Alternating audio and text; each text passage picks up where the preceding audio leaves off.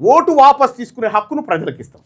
ఓటును వాపస్ తీసుకునే హక్కు ప్రజలకు ఇస్తాం. వేసిన ఓటును వాపస్ తీసుకునే హక్కు భారతీయ జనతా పార్టీ కానీ, బీఆర్ఎస్ కానీ, కాంగ్రెస్ కానీ మీకు దమ్ముంటే, మీరు నిజంగా మునగాలే అయితే, మీ మునగాని పార్టీలు అయితే మీ మేనిఫెస్టోలో ఇది పెట్టండి. ఇప్పుడు చూద్దాం. ప్రతి 6 నెలలకోసారి ప్రజా ఓటింగ్ జరుగుతుంది. ఆ 6 నెలలు ఈయన పని చేస్తుండా, ఏం చేస్తుండ కౌన్సిలర్ పని చేస్తలేడు అనుకుంటే ఆయన రైట్ టు రీకాల్ కిందికి జారిపోతున్నట్టే లెక్క. ప్రశ్నలు ఎలా ఉంటాయి అప్పుడు? ఈ కౌన్సిలర్ పనితీరు సరిపోతుందా? ఏది ఆ ఓటింగ్లో ఈ వార్డుకు ఏ పని అత్యవసరం ఉంది, ఎవరు అవినీతికి పాల్పడ్డారు, ప్రజా ఓటింగ్ ద్వారా తేల్చి ఒకవేళ అవినీతికి పాల్పడితే ఆ వార్డు కౌన్సిలరు, ఆ వార్డు కార్పొరేటర్ పని కథం. 50% కంటే తక్కువ నమ్మకం వస్తే కౌన్సిలర్ అధికారాలు సస్పెండ్.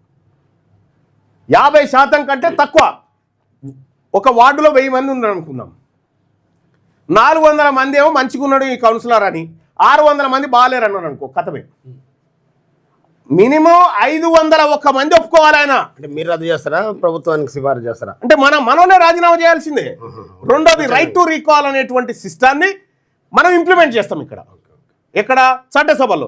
అయితే విషయం ఏంటంటే, నేను రైట్ టు రీకాల్ బిల్లు పెట్టడం కోసం ప్రయత్నం చేస్తే ఆ బిల్లు అసెంబ్లీలో పెట్టాలి. నేనున్నదేమో మండల్లో ఉన్నాం. నెక్స్ట్ పోతాం పోయినప్పుడు పెట్టింది. రైట్.